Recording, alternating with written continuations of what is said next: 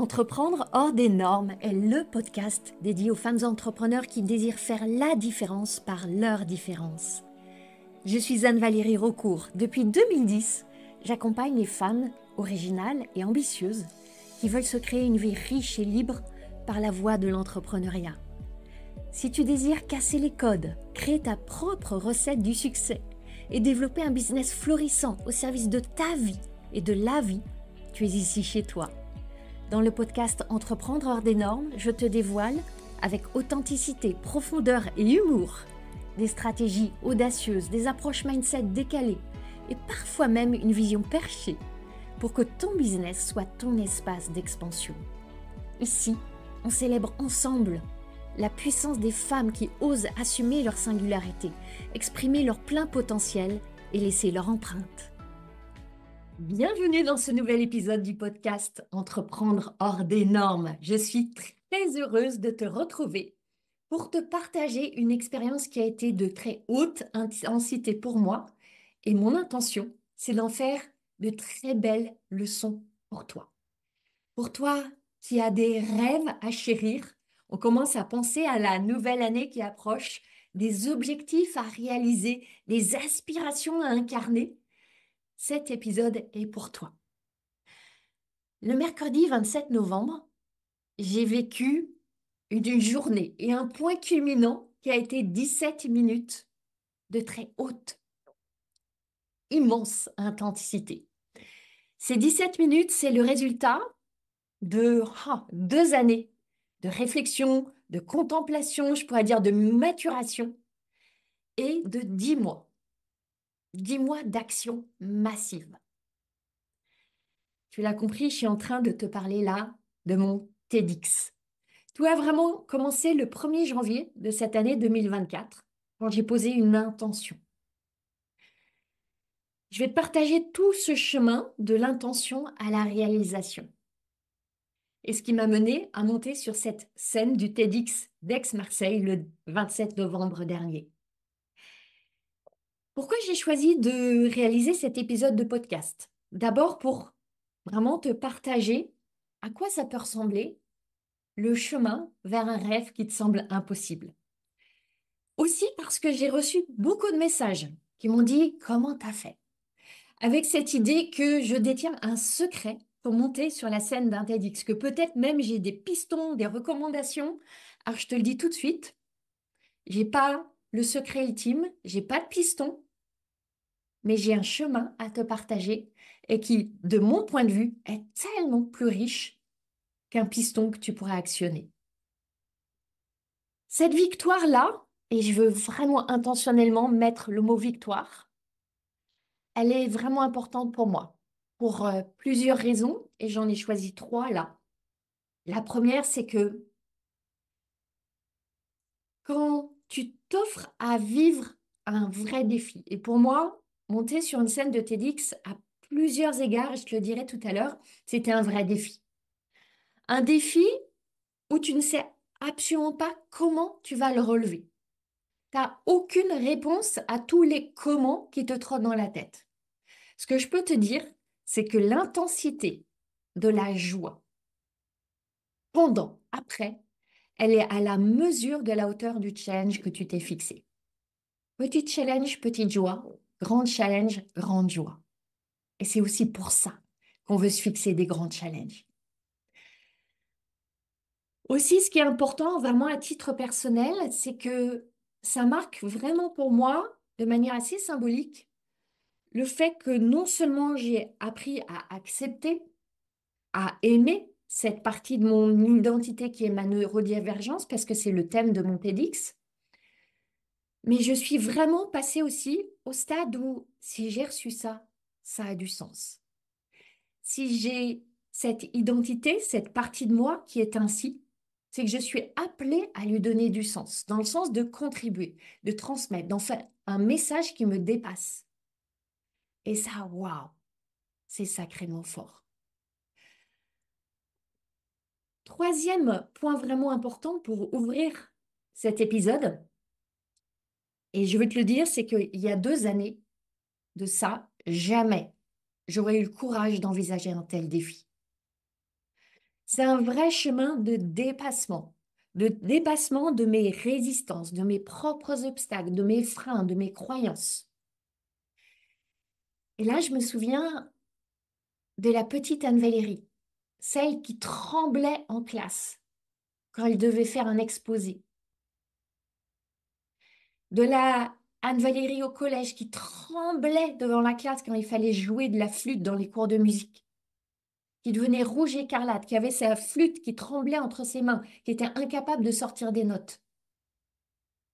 Celle qui détestait ensuite, quand elle est rentrée dans le monde de l'entreprise, faire des présentations.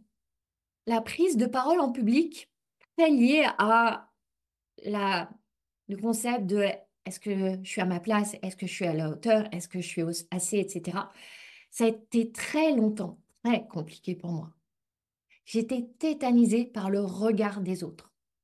Ayant moi-même tellement de difficultés à définir comment je me positionne par rapport aux autres, donc me positionnant quasi exclusivement longtemps par leur regard, évidemment c'est si difficile d'être regardé, de se donner à s'exposer. Et c'est pour ça que c'est un défi particulièrement important. Et ce que je veux te dire, c'est que quel que soit aujourd'hui, par rapport à tes rêves, à tes aspirations, tes freins, tes propres blocages, tes auto-sabotages, il y a une voie possible.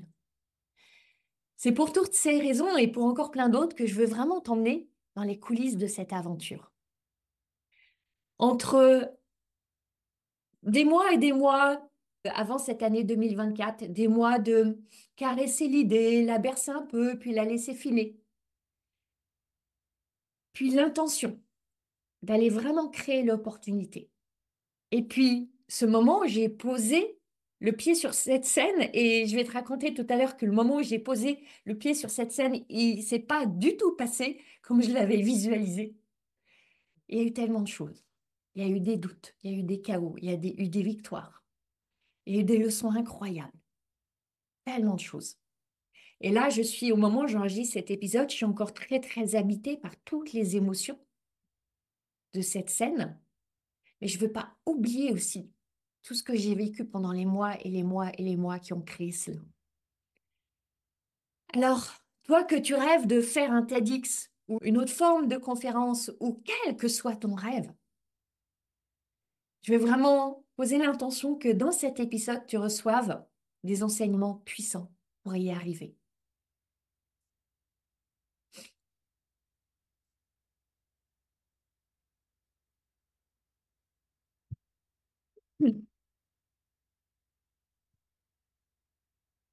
Depuis le début de cet épisode, j'ai posé le mot intention. C'est quoi poser une intention? On peut le voir de plein de manières, dans le champ très concret, plus spirituel. Là, j'ai envie de te dire que c'est dire oui à ton ambition. Et que l'intention, ce n'est que la graine, ce n'est que le début. Et je vois beaucoup d'entrepreneurs qui restent à l'intention, qui ont peut-être lu le fameux livre Le pouvoir de l'intention, etc., qui se bercent de l'idée que l'intention fait tout. J'ai envie de te dire, ton intention, elle a à être suivie très rapidement d'une décision. Pour ma part, je pense que ça fait à peu près 2 ans que j'y pensais. Je regardais régulièrement des TEDx sur YouTube, ça m'inspirait. Je me disais, waouh, si un jour je faisais ça. Mais c'était si un jour et c'était vraiment dans le champ de l'impossible. Et il y avait vraiment encore un gouffre entre y penser comme ça, rêvasser autour de l'idée et décider que ça pourrait être possible pour moi. Au 1er janvier, dans ma liste des vœux, des intentions, je me suis dit, cette année, je vais le faire. Et tu vois, dans je vais le faire, c'est je veux le faire. Donc tout de suite, ça a été une décision. Il y a une différence entre une intention et une décision. Qu'est-ce qui s'est passé ensuite? Donc ça, on était le 1er janvier. Le mois de janvier s'est écoulé. J'étais très occupée par le sommet entrepreneur hors des normes que je lançais à ce moment-là, qui avait lieu fin janvier. C'était mon premier sommet. Il a eu une envergure phénoménale, donc ça m'a beaucoup, beaucoup, beaucoup occupée. Et voilà, l'idée du TEDx, elle est partie un petit peu dans les limbes, un peu oubliée. Début février, le sommet est passé. L'idée du TEDx est revenue et j'ai vu à quel point cette intention slash décision pouvait vite s'évaporer. Et en même temps, ce qui s'était passé, c'est que l'expérience du sommet entrepreneur hors des normes, qui avait été absolument fabuleuse, avec des milliers de participants, des connexions incroyables, des transformations phénoménales, ça m'avait connecté au pouvoir de la transmission, de la prise de parole, de l'impact qu'on peut avoir. Et là, pour être tout à fait honnête, c'est là que j'ai vraiment décidé. Grâce au sommet qui m'a vraiment propulsée, j'ai vraiment décidé que le TEDx, j'allais le faire. Mais j'étais très consciente en même temps qu'il y avait encore le risque que la décision se dissipe. Pourquoi il y avait ce risque? Et c'est le risque auquel tu es confronté toi-même quand tu te choisis des objectifs. C'est parce que nous ne savons pas comment. C'est nouveau, c'est inconnu, on ne sait pas comment. Et on a vite fait de s'abriter derrière, comme je ne sais pas, je ne peux pas. On, on tisse cette déduction très rapidement. Je ne sais pas, donc je ne peux pas. Attention à ça. Je ne sais pas, donc je vais découvrir. Donc je vais inventer. Donc je vais tracer mon propre chemin. Et c'est ça que j'ai décidé. Et alors j'ai fait trois choses. Première, et c'est ce que je t'invite à faire aussi avec tes grands rêves, prendre le temps de faire émerger vraiment pourquoi c'est important pour toi. J'ai vraiment pris ce temps, un temps de réflexion, un temps de contemplation, un temps d'écriture. Pourquoi c'était important pour moi de le faire ce TEDx? Parce que je commençais à avoir la perception d'à quel point ça allait être un chemin ardu. J'avais besoin d'un pourquoi assez vibrant pour me permettre de traverser tous les obstacles qu'il y allait y avoir. Donc pour moi, pourquoi c'était important? Parce que le TEDx, c'est une plateforme fabuleuse pour porter un message amplement. Quelle opportunité incroyable qu'on nous offre une scène, qu'on nous offre un public, qu'on nous offre la possibilité d'avoir une vidéo extraordinaire qui va être mise sur une chaîne mondiale, diffusée à des centaines de milliers de personnes. Mais c'est une chance inouïe. C'était donc une opportunité phénoménale de bénéficier de cette plateforme d'exposition et d'expression et en même temps d'aller plonger davantage dans le sens de ma neurodivergence, de lui donner du sens, de me relier à ce sens. Alors j'étais à ce moment-là vraiment dans cette transmutation de «Oh, c'est un fardeau» à «Waouh, je vais en faire un cadeau». Ça m'a invité à accélérer encore cette transmutation du fardeau au cadeau. Je percevais aussi très bien à quel point ça allait être pour moi une opportunité d'apprentissage. J'adore apprendre, de découverte, j'adore découvrir, d'exploration, j'adore explorer et d'évolution. J'aime évoluer. Et tout ça, je vais y revenir un peu plus tard quand je vais vraiment te décrire le processus. J'avais envie d'impacter.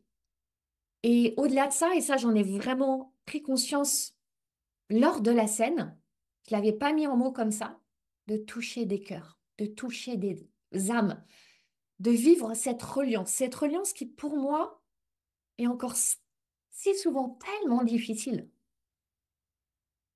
Parce que le trouble du spectre autistique engendre des difficultés relationnelles réelles.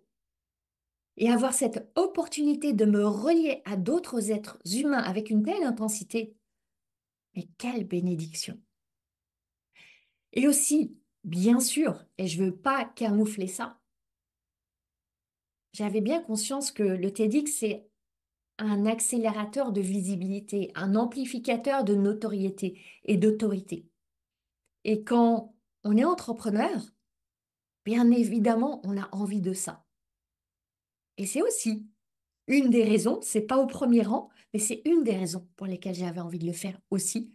Et je vais pas te dire que c'était 1000% pour la contribution. Il y avait aussi un petit peu de ça qui était là. Mais évidemment que ça ne suffisait pas à me faire m'engager sur le chemin. Donc ça, c'est la première chose. Deuxième chose que j'ai faite, et ça a joué vraiment un rôle important à plusieurs niveaux, je savais que je risquais de me défiler parce que j'allais me confronter à mes plus grandes peurs. Donc, j'ai publiquement annoncé, quand je dis publiquement annoncé, c'est que j'ai posté sur les réseaux sociaux, sur LinkedIn, sur Facebook, Instagram, j'en ai parlé à mes clientes, j'en ai parlé autour de moi. J'ai dit, cette année, je veux faire un TEDx. Je crois même que je suis allée jusqu'à dire, cette année, je vais faire un TEDx. C'était pas facile de dire ça, parce que je prenais le risque de ne pas finalement le faire, parce que quand j'ai dit ça, je ne savais toujours absolument pas comment. J'ai dû l'annoncer, je pense, au mois de mars, mais je me rendais redevable. Je rendais ça non négociable. Ça a été beaucoup de vulnérabilité pour moi de dire ça, avec cette part de moi qui disait non, mais pour qui tu te prends? C'est arrogant de dire ça, on va te croire prétentieuse, tu sais même pas comment, après ça va être trop la honte si tu réussis pas, les gens vont s'en souvenir, euh, tu vas être ridicule, etc., etc. Et pour autant, je l'ai fait. D'abord, dans cette intention de redevabilité, de pas me défiler, et aussi en me disant, waouh, j'envoie un message fort. J'ai pas demandé de l'aide. J'ai pas demandé qui peut m'aider. C'était pas mon intention. C'était de dire, j'envoie le message et je vais voir ce qui revient à moi. Et ce poste-là, je vais te dire après pourquoi, il a été créateur. Créateur de beaucoup de choses. Troisième point que j'ai travaillé dès le début, c'est que j'ai apprivoisé cette idée que je ne savais pas comment. Et que je ne saurais pas comment tant que je me serais pas vraiment mise en mouvement. Et que pour savoir comment, j'avais commencé à poser des idées concrètes, au-delà de faire un post et commencer à en parler. Donc, j'ai commencé à faire comme si ça allait vraiment se faire, comme si c'était là, comme si c'était une évidence, à jouer, comme les enfants jouent ah, si on faisait comme si on était une fée, un pompier, je ne sais. J'ai commencé à jouer à comme si j'étais une conférencière TEDx. Et ça a changé beaucoup de choses. Et je vais te décrire tout ce que j'ai mis en œuvre pour jouer à comme si. Est-ce que je me sentais prête? Mon message, pas du tout dans sa forme, mais dans son fond, dans son enracinement, il était prêt. En revanche, ce que je peux te dire, c'est que la messagère, moi, elle était absolument pas prête. Le message pour toi, là, c'est ose dire oui à ton rêve avant de te sentir prête, sans savoir comment. Si tu sais déjà comment, c'est que ton rêve, il n'est pas assez grand. Le comment, tu ne le connaîtras que dans le mouvement, en déployant ton courage, en faisant ces premiers pas, même tremblotants, même hésitants, en prenant des risques, assurément. Maintenant, je vais te parler de toute cette phase de préparation qui a été faite de beaucoup de chaos, de moments de clarté et de chaos encore. Et aller de plus en plus vers de la clarté qui finalement n'a été là que au jour ultime. Ça n'a pas été un chemin linéaire, loin de là, qui a été fait de plein d'itérations, de plein de petites actions, de plein de paris, de plein de prises de risques. Et ça a vraiment duré 10 mois en fait. Ça a commencé par décider d'investir avant même de savoir si j'allais monter sur une scène.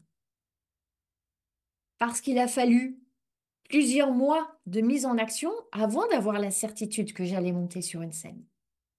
Et quand je te parle d'investir, c'est que très tôt, j'ai choisi une coach qui allait justement me préparer à l'idée que ça allait être possible et qui allait m'aider à rassembler mes idées et à commencer à les structurer. Parce qu'un talk TEDx, c'est une structure particulière, c'est un format très contraignant.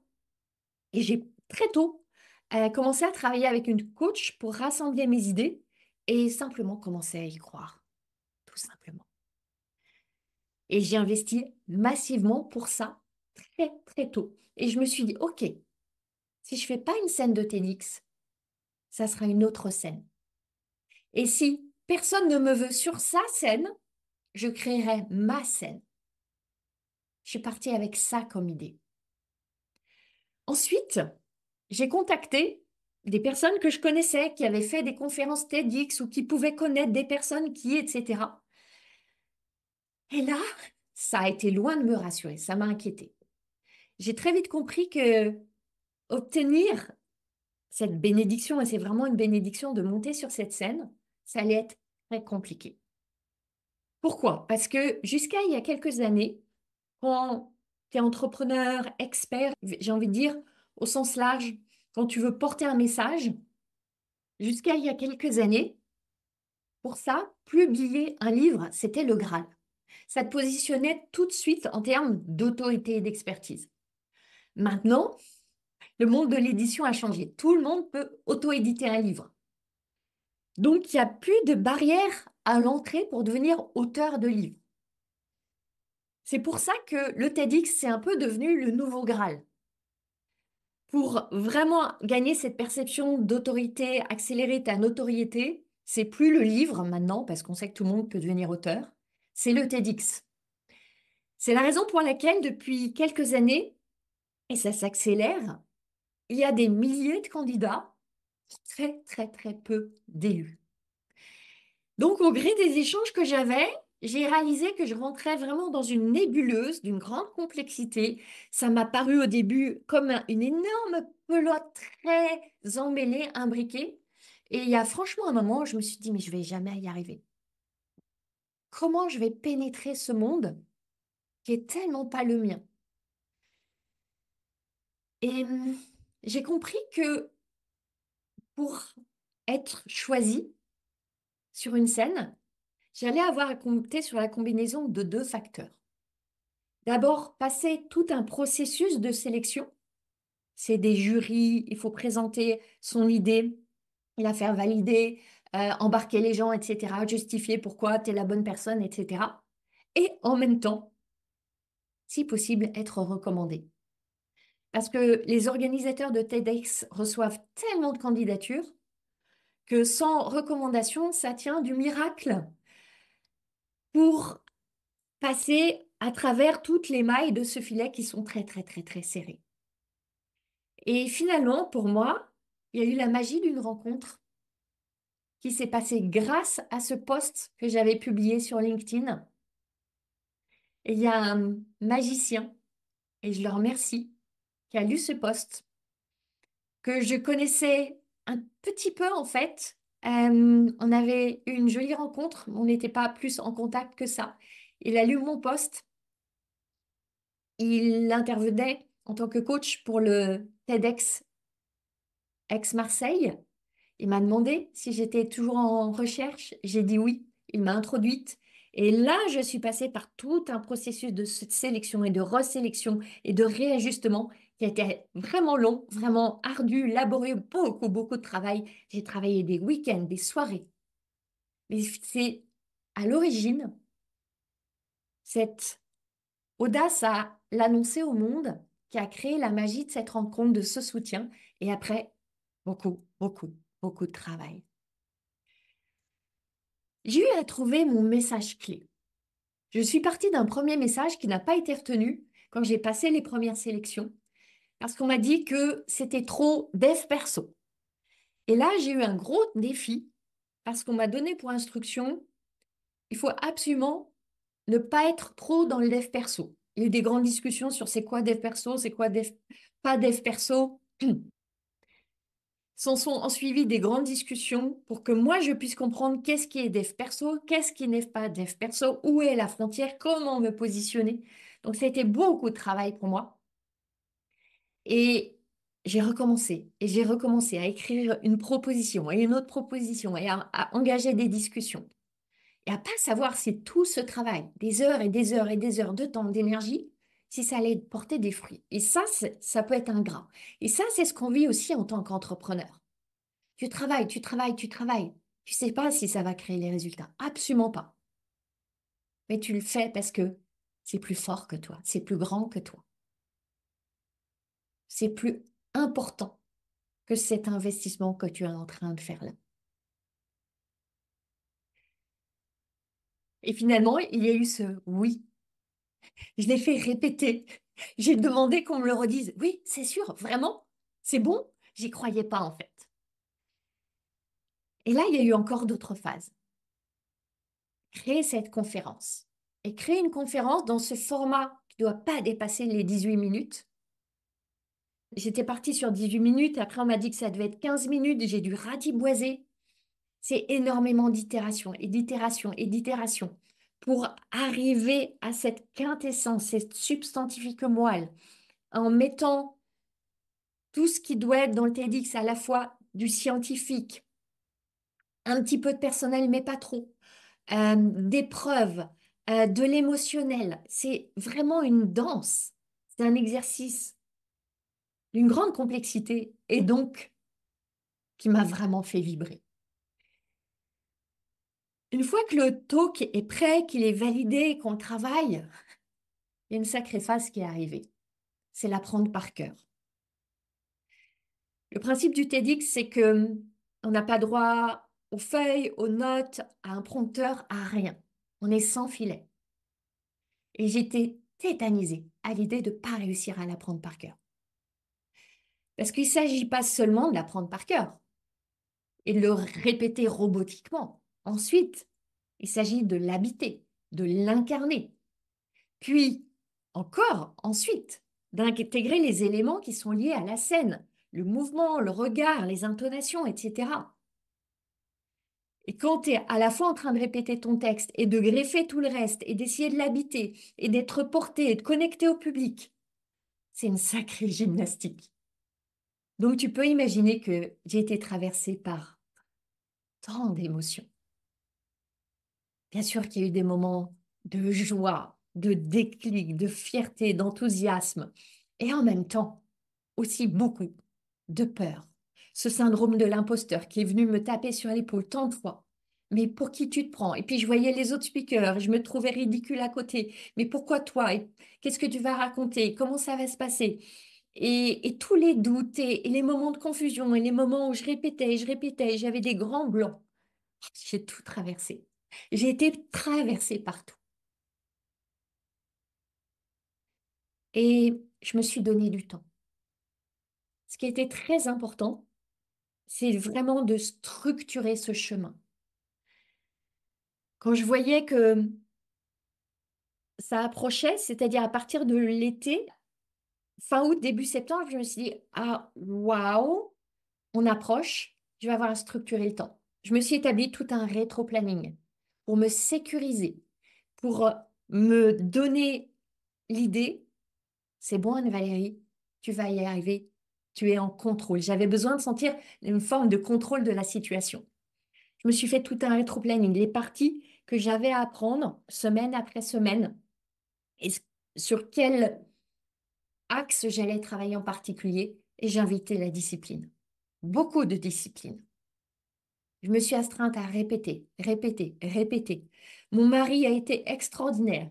À chaque fois que je lui demandais, il jouait le public pour moi. Un public qui au début me voyait répéter droite comme un i, comme un petit robot, puis qui petit à petit me voyait habiter de plus en plus le texte. Un public toujours bienveillant, toujours soutenant. Et il en a vu des vertes et des pas mûres. Il a été toujours là. Merci à lui. Puis il y a eu la phase finale, vraiment le dernier mois, où j'ai eu à en faire une priorité. Et tu peux imaginer, j'ai une vie à côté. Et la vie, elle a choisi de me chambouler dans ce mois de novembre qui a précédé. Début novembre, et j'en ai parlé dans un épisode précédent du podcast, j'ai vécu un deuil particulièrement éprouvant qui s'est passé en plein dans le lancement de Sacré Bise.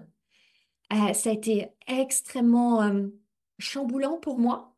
Et j'étais dans cette phase de montée en puissance pour la préparation du TEDx. Tout ça s'est percuté, télescopé. Et j'ai eu à rester dans mon sillon, tenir ma rampe, continuer, quoi qu'il advienne. Je sais qu'il y a parfois des speakers qui renoncent, qui se défilent. Pour moi, c'était exclu. J'allais honorer cette chance, honorer cet engagement, me respecter, respecter les organisateurs, respecter toutes les personnes qui croyaient en moi, respecter ce public qui allait être là. Tu vois, là, ce dont je te parle, c'est de t'engager vraiment, de tenir sur la durée. 10 mois, c'est long à tenir. Pendant ces 10 mois, il n'y a pas une semaine où j'ai pas travaillé pour ça. Dans les dernières semaines, il n'y a pas un jour où j'ai pas travaillé pour ça, en plus de tout le reste. Ça veut dire me créer des contraintes dans mon temps. Et je t'assure que très souvent, je l'ai vécu comme des contraintes quand je travaillais le week-end, que je passais tout mon dimanche matin à travailler sur mon texte et mes répétitions, etc. Être traversé par toutes les émotions. Et surtout, surtout, désirer suffisamment pour ne pas te laisser dérouter par le doute.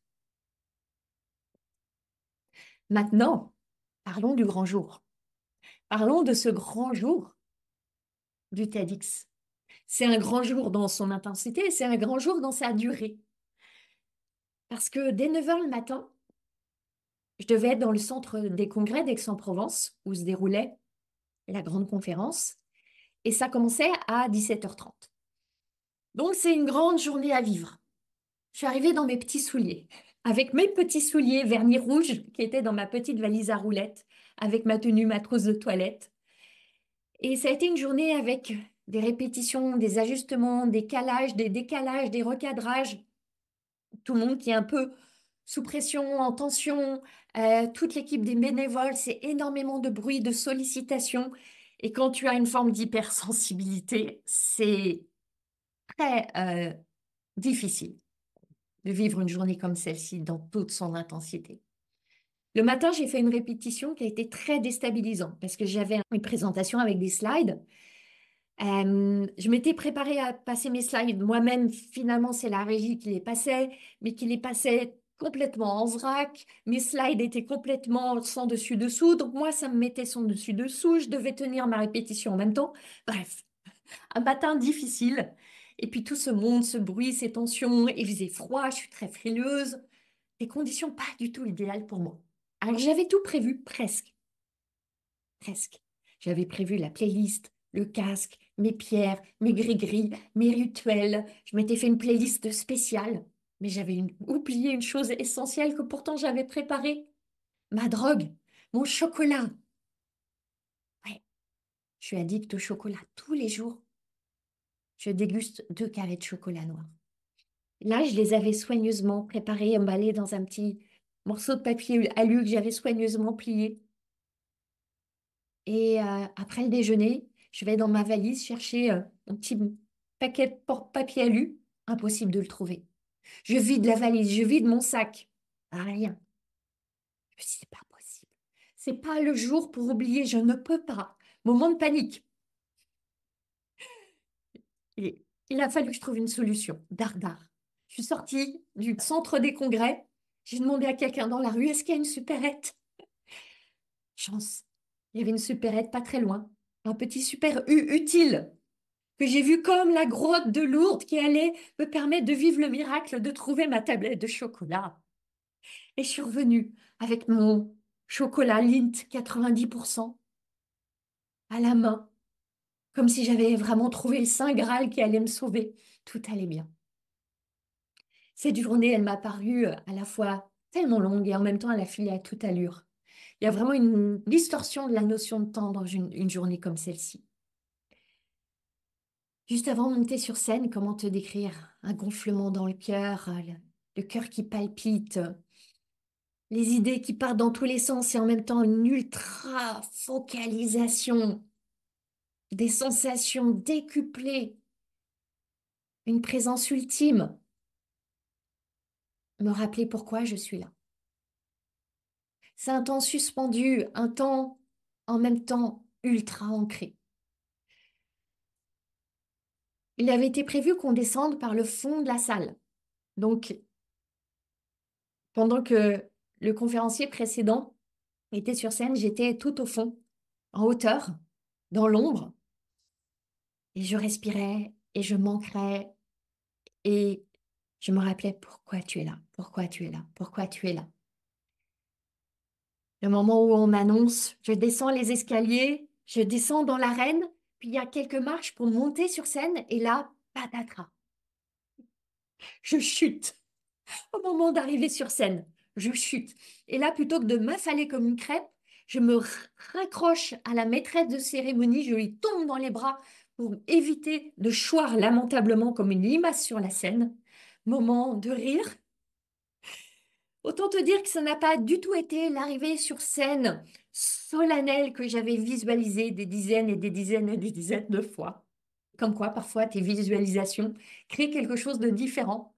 Et en même temps, quand je le vois maintenant, je ris et je me dis que ça a été génial que ce soit comme ça. Il me fallait une entrée sur scène hors des normes. Puis est venu ce moment d'ultra présence, d'ultra connexion.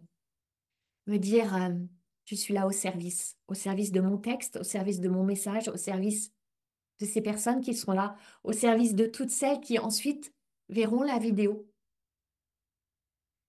Être au service et profiter et savourer et jouir et jubiler de chaque microseconde de ces 17 minutes qui passent à une allure phénoménale. Les mots me manquent en vérité pour décrire toutes les nuances de cette expérience. Et au-delà de ça, je crois que j'ai pas vraiment envie d'enfermer la vivance, la vivacité, la vibrance de cette expérience dans des mots qui me semblent trop étriqués à ce moment-là, là maintenant. Ce que j'ai envie de te partager, c'est que je vois la beauté de la préparation, de tout ce chemin de préparation, qui a par moments été vraiment difficile, vraiment laborieux, vraiment douloureux, qui m'a confrontée à tellement de résistance intérieure. Mais merci à mon engagement dans cette préparation, parce que j'ai pu voir parmi tous les conférenciers que selon notre degré de préparation, en tout cas de ce que j'ai pu en percevoir, on n'a pas du tout vécu l'expérience de la même manière. C'est la préparation, cette discipline, cette persévérance qui te permet de vivre pleinement le moment. Et c'est la même chose dans ton entreprise, c'est la même chose notamment, par exemple, quand tu fais des lancements. Je dis souvent à mes clientes, préparez vos lancements. Organisez, structurez, faites-vous le cadeau de préparer, de vous donner du temps. Même qu'on a envie d'être dans la magie de l'instant, justement, pour être vraiment dans la magie de l'instant, préparez, engagez-vous avant. Et franchement, je remercie la version de moi d'il y a 10 mois, 9 mois, 8 mois, quelques jours avant, quelques minutes avant, celle qui s'est tellement engagée, qui a alloué tellement de temps et d'énergie et de travail intérieur pour créer cela. Finalement, cette expérience de TEDx, c'est vraiment un miroir de ce que l'entrepreneuriat nous invite à vivre. Je pourrais te partager tellement de leçons. J'aimerais garder 5 là pour notre conclusion. La première, c'est que c'est l'intention suivie d'une décision qui va créer ta trajectoire. Et cette décision, tu as à l'honorer et à décider et redécider chaque jour. Parce que j'ai eu envie de lâcher, j'ai eu envie de flancher. Tu as à oser une ambition claire et grandiose.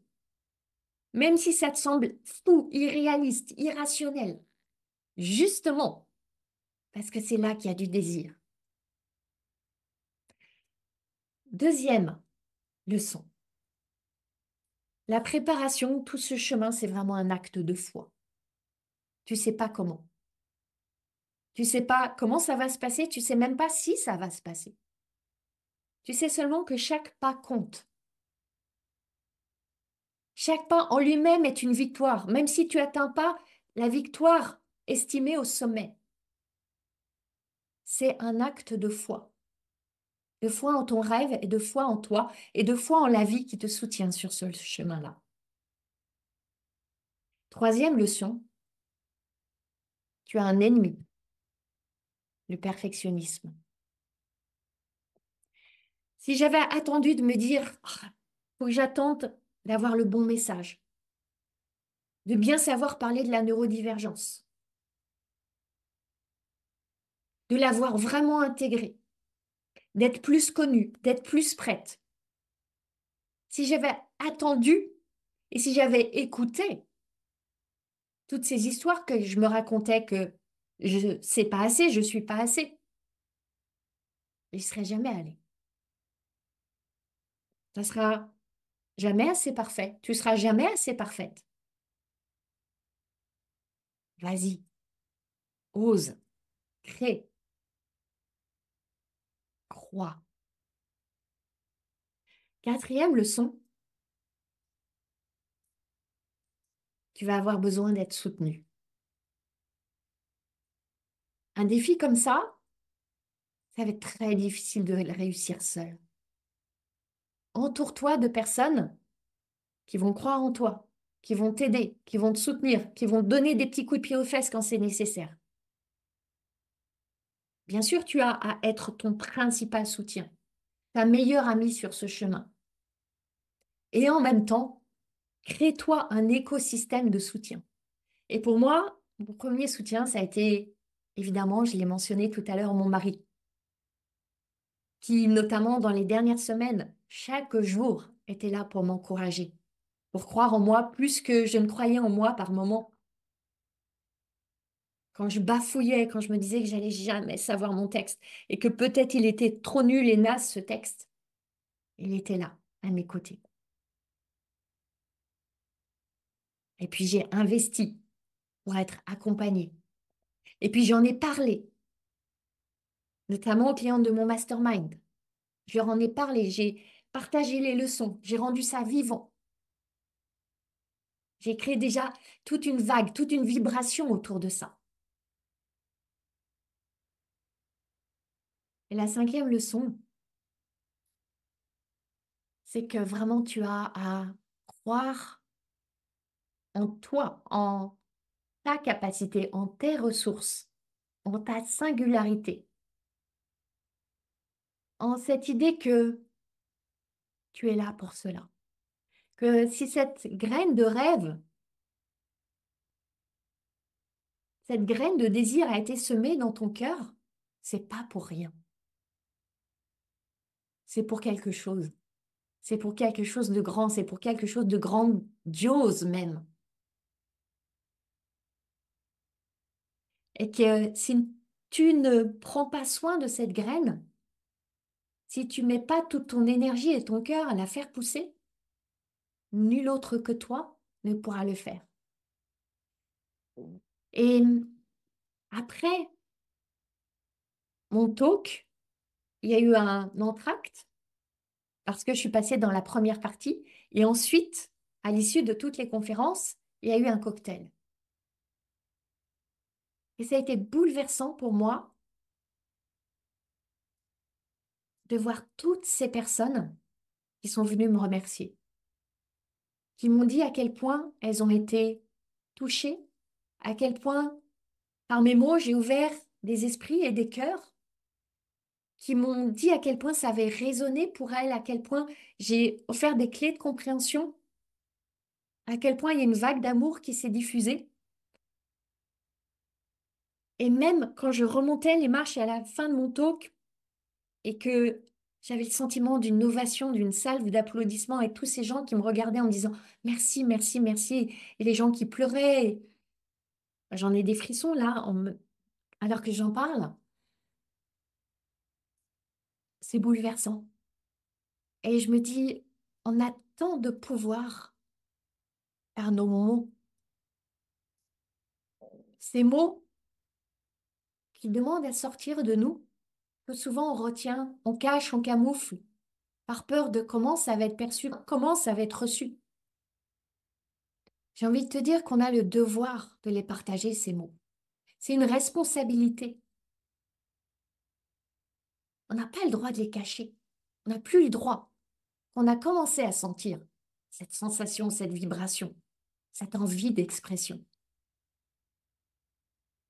Ma neurodivergence, elle est vraiment, mais vraiment devenue une chance quand j'ai réalisé que je pouvais en parler comme d'une chance pour la société. Et je ne pouvais que incarner à quel point c'est une chance pour moi, pour être en mesure d'en parler comme une chance pour la société et son évolution. C'était le propos de mon talk. J'avais à l'incarner pour être en congruence. Et quel chemin! Tu n'as pas besoin d'être parfaite pour faire ce qui demande à pousser en toi. Tu as juste à être prête à avancer. Alors, beaucoup m'ont demandé où est la vidéo? Quand voir la vidéo? Alors, la vidéo, elle sera disponible sur la chaîne TED, sur YouTube, d'ici un mois à peu près. Bien entendu, je communiquerai quand elle sera parue, parce que j'ai tellement envie que ce message y touche encore plus de cœur et d'âme que ceux qui étaient là dans la salle. Et en attendant, pour être soutenu dans ton audace, pour être encouragé, pour vibrer plus haut, plus fort, plus grand, plus grandiose, pour commencer à créer une merveilleuse nouvelle année 2025, je te recommande mon livre Femmes hors des normes. C'est un livre qui parle de courage et d'audace et de la possibilité de réaliser tes rêves, quels qu'ils soient, qui que tu sois. C'est le message de ce livre par mes histoires, mes anecdotes, les réflexions, les exercices que je te partage, tous les cadeaux en plus qui sont dans le livre. C'est vraiment le livre qui est appelé à t'aider à créer une magnifique année 2025. Femmes hors des normes est disponible sur Amazon. Donc, tu peux te l'offrir. Tu peux l'offrir pour Noël à d'autres femmes, à des hommes aussi, pourquoi pas, pour m'aider à diffuser ce magnifique message. Merci à toi. Je te souhaite une magnifique suite de journée et on se retrouve très bientôt. Ma mission, c'est d'aider les femmes comme toi à se lâcher la bride pour lâcher les fauves. Si tu aimes ce podcast, tu vas adorer la formation que je t'offre. C'est le condensé de mon approche anticonformiste du business pour t'aider à accueillir tes prochains clients joyeusement. Reçois cette formation gratuitement en cliquant sur le lien dans les notes du podcast. Je jubile déjà en pensant à tout ce que tu vas réaliser.